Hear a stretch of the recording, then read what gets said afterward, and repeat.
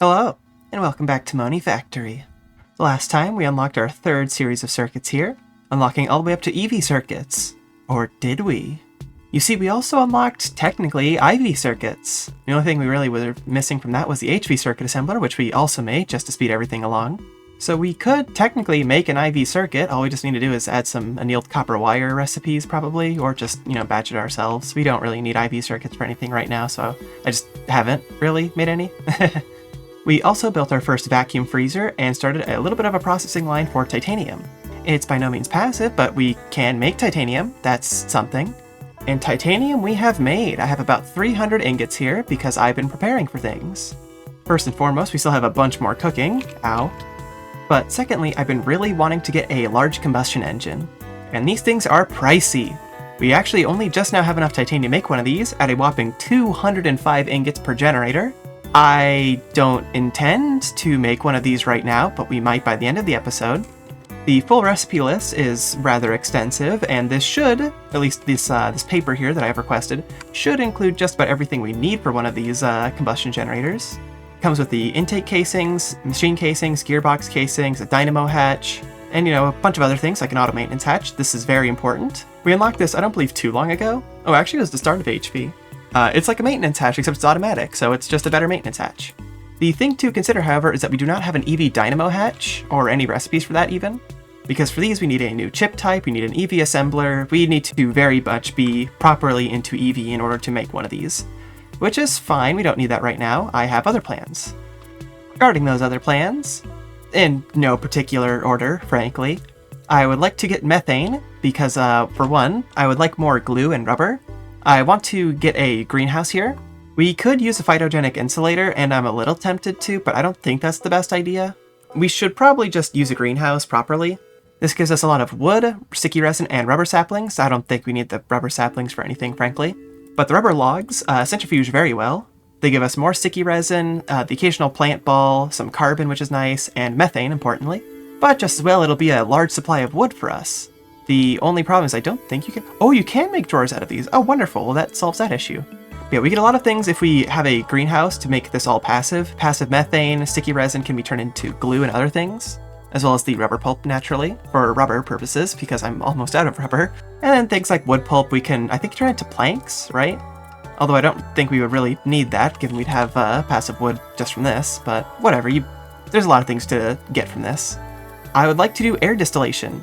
Looking up at my pins here, you might see what I'm going for, but to make it quite simple and take it one step at a time, you can get air from an air collector, or my mistake, a gas collector, and you can vacuum freeze it to liquefy it. You can then distill the liquid air into a bunch of goodies, such as nitrogen, which I don't believe we have a great source of at the moment, oxygen, which is fine, I guess, carbon dioxide, which might have a use, helium, which almost certainly has a use, and argon, which is a very rare gas, to my understanding, which almost definitely has a use. I think a lot of these are in the EBF just to, make hot ingots, though, which is fine, that's still an important use. I mean, if nothing else, we will need signalum at some point, and I know we'll need osmiridium and ivy, and who knows, at some point we may also need indium, tin, barium, titanium cuprate, or something.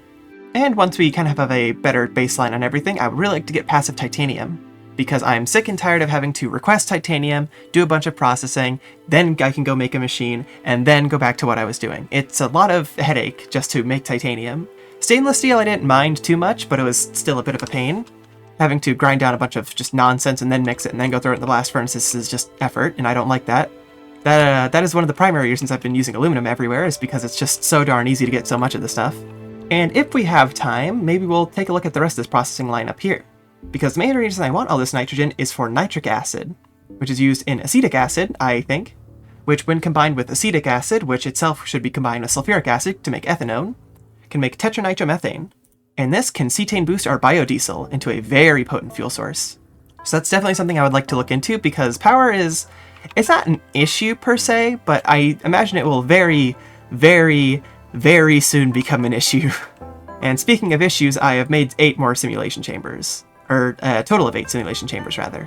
I've also upgraded the extractor to EV because it will let me, and the chemical reactor to HV because it wasn't fast enough before. Anyhow, let's get started.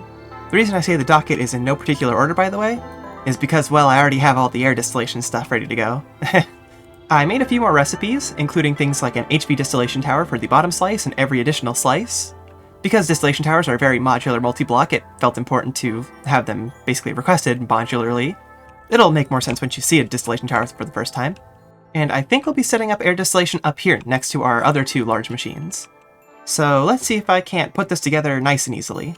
I'm sure I'll probably need to do a lot of cable management, of course, but, well, you don't have to watch all of that.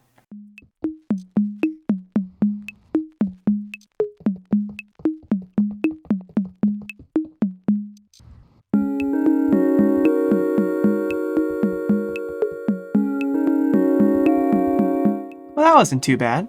Look at this, we already have 70 buckets of nitrogen. I was tempted to leave some intermediary tanks in between here, but I felt it was just not really necessary. We're only ever really buffered by the liquid air, which is usually, I believe, the vacuum freezer's fault. And if we're even buffered on that, I think our usual bottleneck is actually the distillation tower itself, because this is a 100-second recipe. We could overclock this in the future, and it wouldn't really be that hard, and I think everything would largely be the same. The gas collector is super fast. The other thing is liquid air is not really useful for anything, nor is normal air for that matter. You could use normal air in lieu of like oxygen for some things, but why would you do that when oxygen is like free? So I didn't bother storing any of the intermediaries. We just have this tower here, which is somewhat blocked by this, but that's okay because how often do we need to see our helium supplies, at least right now? I'm sure we'll have a greater need to see them in the future, but that's when we'll be drilling the moon for helium, probably. Hopefully. That sounds cool, at least. Well, that was fast. Oh, you know what I didn't mention earlier? I finished the roof here. That's why it's not raining or, you know, bright in here. But I did so much more than that. Oh, well, I should probably fix the rain. Oh, but it looks so much better at nighttime. Oh, I hope you'll forgive me for this. It's for the video. It's for you guys. I could just sleep it away, but, you know, you'll see. First off, we've got these little diode things. I need to put more of these around, but they fill up space nicely, and they provide light, and it's good. Secondly, look at EV. Check that out. In traditional fashion, we have it labeled. If you come at it from this side, you get to see the E and the V. And from every other side, we have a cool little gradient that took me way too long to get down right. But I think it looks pretty darn cool, I gotta say. The lights do a lot of work here.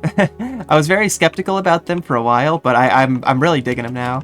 I'm hoping that this is a lot of space in here. I intend to put a lot of the blast furnaces in here, and this is probably where we'll also put the titanium processing. But we'll worry about that probably near the end of the video, or at least later. I think it's a really cool effect in here though. I love how it's darker at the darker tones. It's super cool. I really dig it. Again, like I said, I just need to add more of these diodes just kind of everywhere.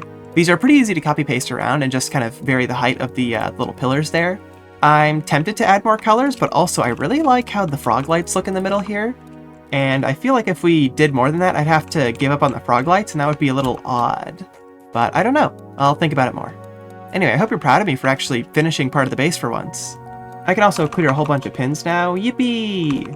Well, like 8 of them. That's something. Anyway, what does a greenhouse take to make? Well, I mean, it looks pretty easy. Let me, put some stuff together. Oh, these are some weird parts. Like a fluid regulator of the ULV variety. So I think to start, we're just going to do this quick and dirty way, which is no fertilizer. It takes about a minute to get half a stack of logs instead of vice versa. Which is fine, I don't believe we go through wood that quickly. We'll set up fertilizer at some point, as this is really easy to do. We actually have all of this stuff besides dirt, and even then we have a lot of dirt. I just, you know, don't feel like putting this on passive yet. We'll worry about it later, you know. I'm sure good things come to those who procrastinate. Those good things just come later.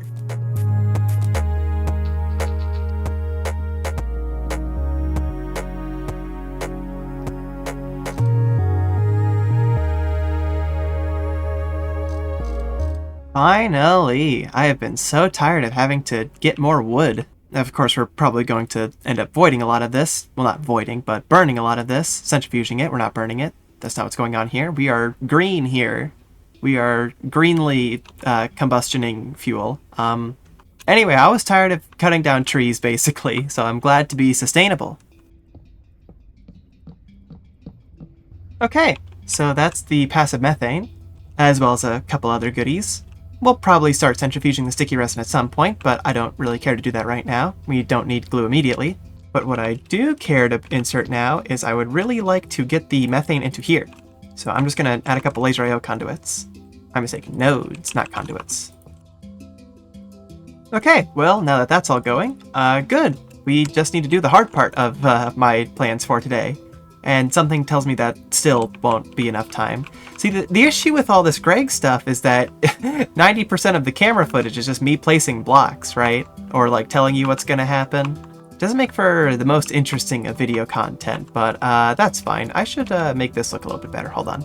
Oh, and you can even put the lights on the inside of the greenhouse. Good, good, I like that.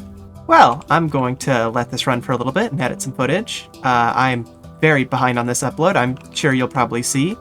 Unless I get this out like really fast, in which case, cool, good job, me. But I'll be back shortly to do titanium, and probably aluminum, and maybe stainless steel too. I'm just getting tired of batch crafting resources for things like machine casings. Steel is another one of those things, but we can't really make iron out of nothing. Or really stainless steel for that matter. I haven't moved the miner in a while either, so I should probably do that. Lots of things for me to do, and so little time to do it. Anyhow, see you in a little bit. Hello, and welcome back. I've been doing things around the place again. A lot of these drawers are full. Like, we're basically totally backed up on almost all of the distillation things from liquid air. We're almost full on helium, and we're, halfway on argon. This is never going to be the one that fills up, but it's good to have a lot of it. And look at all this nitrogen. We're not going to be using this right now, but it's good to have it. And we've got a whole boatload of methane too, so we should be able to crank out LCRs at a breakneck pace. I have extended our docket, however, to include a very important goal. I am really tired of putting all my ores through that thing, and then running over to MV and putting it through the rest of the things. So I want to do that up here. So, the ever-dreaded ore processing, how are we gonna do that? Well, that's a great question, one I haven't answered myself. The ore processing diagram here tells us basically all the machines that we should ever need to use. It all starts with the macerator, and then things can either go into another macerator, or a thermal centrifuge, or an ore washer. If they go into the ore washer, they may go into a macerator again, and if they go into the macerator again, they may go into a centrifuge one final time. If they go into the thermal centrifuge, they go back into another macerator, so we'll be using the second step for the same one for both of these, if that makes sense. We'll have one main macerator for grinding out everything, and then one for these like byproducts here. Perhaps a third one would be for the best, because the third option it can go to is another macerator, which then goes into another centrifuge. Although I suppose it's really just backwards, so it doesn't matter that much. And ideally at the end we're left with these types of dusts here, these like pure ones that can just be smelted into anything. And I should probably have a furnace for that as well. But I didn't think about that. I'll worry about that later. So I think the idea we're going to go for here is we're going to buffer everything in these barrels here, with various machines on top of them that the barrels will then push into. We'll get some hopper upgrades for these. We'll be putting storage buses on the back of each of these, set on the input only one. So like this one, insert only. So how these will work is they'll each have a filter, and the filter will only input things into the barrel that will actually want to be in the barrel. Oh, you know what? I should probably use the other type of storage bus for this. The, what is it, a tag storage bus? Well, actually, do I want a tag storage bus? A lot of this is just going to be, like, filtering, like a lot of manual filtering. Maybe I just want some capacity cards. I don't know, I'll worry about filtering later. I know filtering is the most exciting part of this, and I'm sure you'll all be truly saddened to not watch me click buttons for, I don't know, 8 hours straight. And then out the back, we'll have a bunch of import buses that we'll put into this little system here. This is all going to be on a subnet, by the way. I should consider coloring these cables, but I'm probably not going to. That's what the quartz fiber is for. We'll have a general input to the system over here on blue, because blue is input, and a general output here on orange, because orange is output. We'll probably automate the input and output of these things later, but for right now I just kind of want to get a visual. Plus you get to see what's not filtered correctly when you do this, and you can fix it a lot easier than trying to dig through your ME system and wonder, oh my gosh, why do I have 10 quadrillion impure piles of hematite goethite mixture, or something like that. Okay, so I think this is the setup we're going with. It's, just about as same as what you saw a couple seconds ago. I'm going to take a whole bunch of these just random ores just to kind of get started and see if it works, and then I'll come back and let you know if it's, working, and how smart I am, and how cool I am, and how much you should like and subscribe or something. Okay, I think for the most part it works. However, I have noticed a couple flaws. For one, I don't know why I brought an electrolyzer here. I can't be certain that that works. For example, something we would consider electrolyzing would be pyrochlorate. However, there's no guarantee I would get 11 pyrochlorate, or knowing of any way to, do this properly. So I don't think I should even have this. but oh well. I've just blocked the filter with a hopper upgrade, so if we have any hopper upgrades, I guess they're going in here. But everything else seems to be coming out here pretty nicely. I seem to be only collecting dust and the occasional gem. It still naturally has a lot of ore to go through, and I have a lot of filtering to do, but for the most part it seems like it's fine. I also need to hook up water to the ore washer, and if we're going to hook up water to the ore washer, I feel like we should definitely use distilled water. Distilled water is twice as fast and half as power hungry as normal water, and gets you more stuff, to my understanding, and also just uses a lot less water. So I just need to set up like a quick distillery step for this, which I might just like, I don't know, like do over here or something. This is all so loud, oh my goodness. Yeah, I think I'm just going to replace this electrolyzer with water distillery. I feel like that's probably the best idea.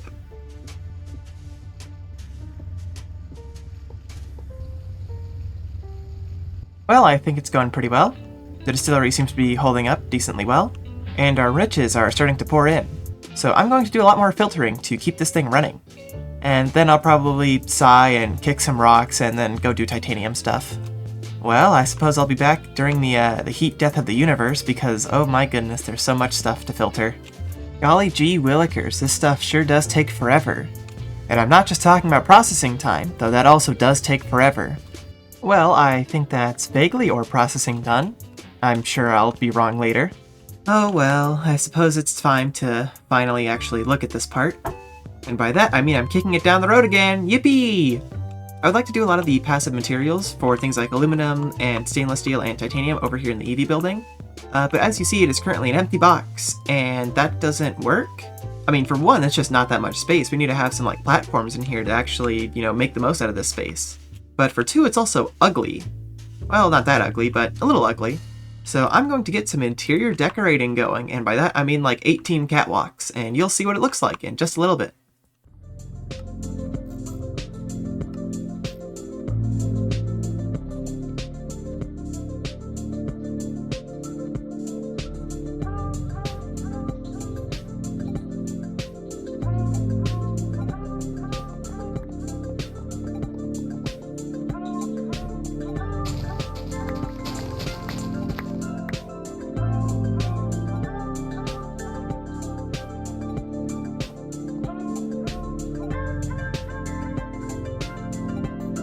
Okay, well, there's no lighting, and the bottom floor isn't done, but for the most part, I think it's fine. Oh, hit my head on that. I think it's cool. I like the variation and, width and height and stuff. It's all very important. That's how you make things look good. But it'll look better with lighting and, little decoration and it not being an empty, box.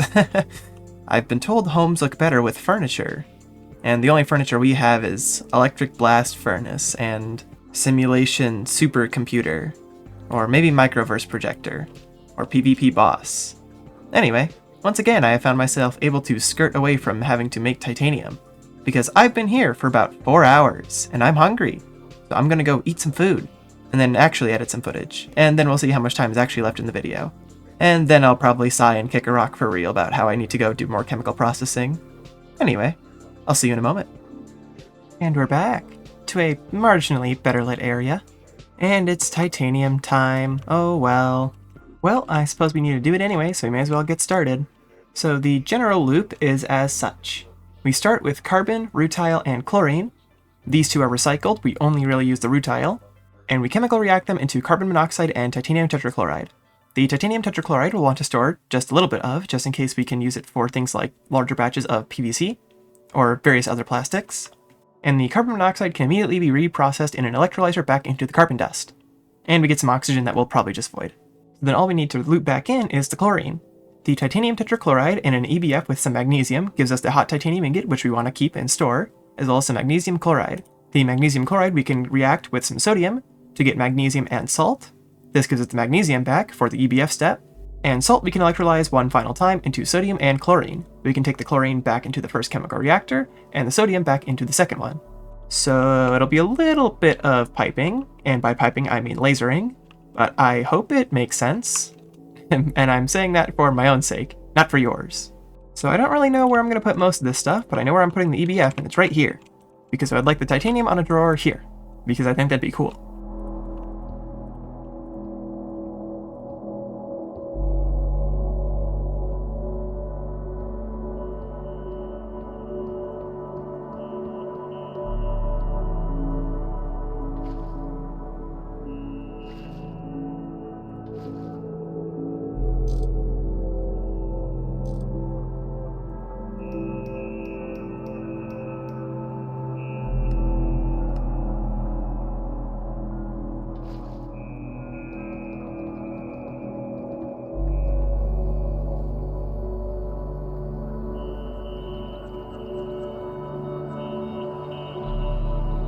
Okay, so I think it's working, and it was a little bit less awful than I thought it would be.